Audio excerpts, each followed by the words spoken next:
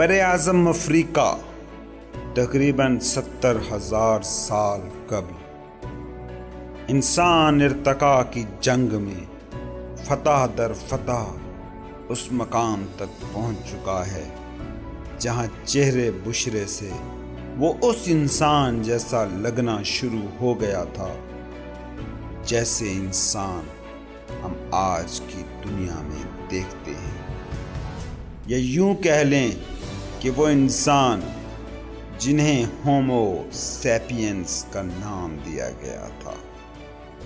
Homo sapiens یعنی wise مین، دانا انسان۔ انسانی حیات کا یہ اولین دور وہ تھا جب ہم نے شکار پر گزر بسر کرنا شروع کی تھی۔ شکار ہماری زندگی کا مرکز تھا۔ اس دور کے انسان کو علم بشریات کے ماہرین ہنٹر گیدرر کا نام دیتے ہیں۔ The age of hunter gatherers۔ اور تب انسان کی ضرورت روٹی، کپڑا اور مکان کا آج کل کا معروف نعرہ نہیں تھا، بلکہ اس ابتدائی دور کا انسان بس ایک ہی نعرے کی گونج سے مدہوش تھا: غذا، پانی، پناہ، فوڈ، واٹر اینڈ شیلٹر۔ ابتدائی دور کے اس انسان پر 1,00,000 سال وہ گزرے جب وہ صرف اور صرف بقا کے لیے سرگراں تھا، سروائیول کے لیے دوڑ رہا تھا۔ کسی طرح زندہ رہ جانا اس کی واحد جد و جہد تھی۔ سروائیول کے لیے وہ خود کو تبدیل کر رہا تھا، ماحول کے مطابق خود کو اڈاپٹ کر رہا تھا۔ بقا کے لیے وہ مطابقت اختیار کرنے کو ہی زندگی کی کل متاع سمجھتا تھا۔ اور کیوں نہ سمجھتا کہ تب زندہ رہنے کی راہ میں 1000 رکاوٹیں جو کھڑی تھیں، ہر سانس کو اگلی سانس کا ساتھ دینے کے لیے ایک سد سکندری عبور کرنا پڑ رہی تھی۔ اور ان چیلنجز میں سب سے بڑا چیلنج تھا کلائمیٹ چینج، ماحولیاتی تبدیلیاں۔ زمین ہر چند صدیوں کے بعد گرگٹ کی طرح اپنے رنگ بدل رہی تھی۔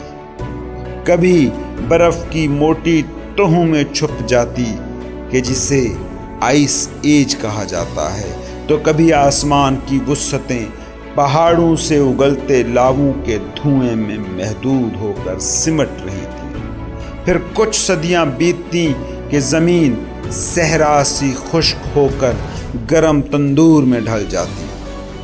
کچھ عرصہ بعد یہ بخار اترتا تو برف کی دیویاں پھر اپنے پر یوں پھیلاتی کہ ہوا تک اتنی نم ہو جاتی کہ ہمارے آباء و اجداد کے لیے سانس لینے جیسا سادہ عمل پہاڑ بن جاتا۔ ہر چیلنج انسان کو مجبور کرتا کہ وہ اپنا اختیار کردہ بود و باش تبدیل کرے۔ ہر ماحولیاتی تبدیلی اس ابتدائی انسان کے غذائی سورس کو نگل جاتی، ان کے چھپنے کے ٹھکانے تباہ کر دیتی اور زندگی کا پیمانہ تنگ ہو کر نئی ہجرت کا بغل بجا دیتا۔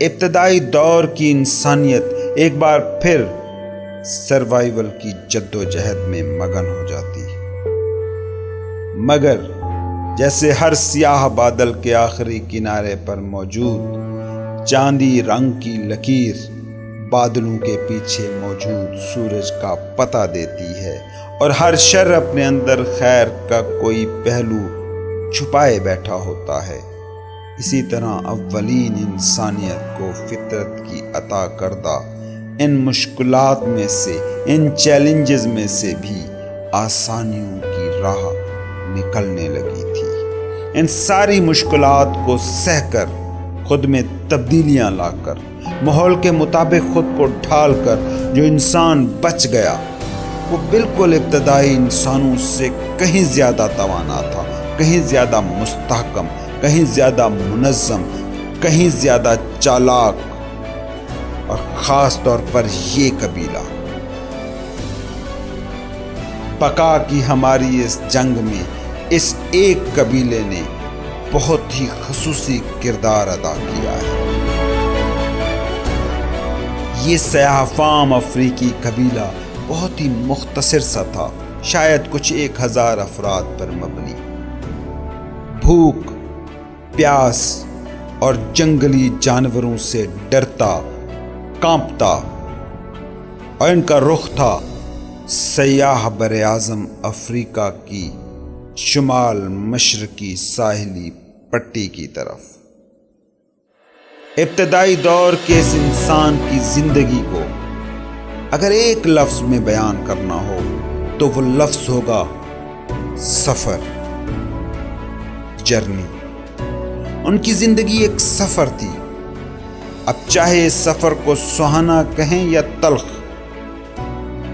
پھل، سبزیاں، اناج کے دانے، جیسے آج آپ دیکھتے ہیں چیوں چیوں کو ان چیزوں کا پیچھا کرتے ہوئے، تب کا انسان ان اشیاء خورد و نوش کی تلاش میں مسلسل ان چیونٹیوں کی طرح ہی سفر کرتا تھا۔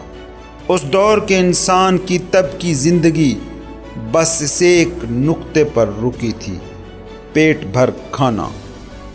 تب یہ عیاشی نہ تھی کہ کہیں رک جاتے، کسی جھونپڑے کو، کسی غار کو گھر قرار دے دیتے، کیونکہ رکنا تب موت کا دوسرا نام تھا۔ زندگی تب آسان نہ تھی، مگر مشکل زندگی کی سب سے بڑی خوبی یہ ہے کہ وہ سکھاتی بہت ہے۔ سو انہوں نے بھی سیکھا کہ سروائیو کیسے کرنا ہے، سیکھا کہ زبان کیسے بولنی ہے، سیکھا کہ کپڑے کیسے پہننے ہیں، سیکھا کہ خوراک کو آگ پر پکایا بھی جا سکتا ہے، اور خود وہ آگ دریافت کی جس پر کھانا بنتا تھا۔ اور اس سے بھی بڑی چیز، بلکہ سب سے بڑی چیز جو انہوں نے سیکھی وہ تھا ساتھ مل کر رہنا۔ انہیں یہ سمجھ آ گئی تھی کہ زندہ رہنا ہے تو سب کا ساتھ مل کر رہنا بہت ضروری ہے۔ آج ہم براعظم افریقہ کا ذکر کریں تو غربت، قحط اور خشک سالی ذہن میں آتی ہے، مگر حیرت ناک سچ یہ ہے کہ انسانوں کے سروائیول کا تنہا ذمہ دار یہی براعظم افریقہ ہے۔ اور یہ بات بھی سچ ہے کہ افریقہ جتنا آج مشکل اور خطرناک ہے، تب بھی اتنا ہی مشکل اور خطرناک تھا۔ جب پہلے 1000-2000 انسان نسل انسانی کی بقا کے لیے لڑ رہے تھے، تو یہی براعظم ان کا میدان جنگ تھا۔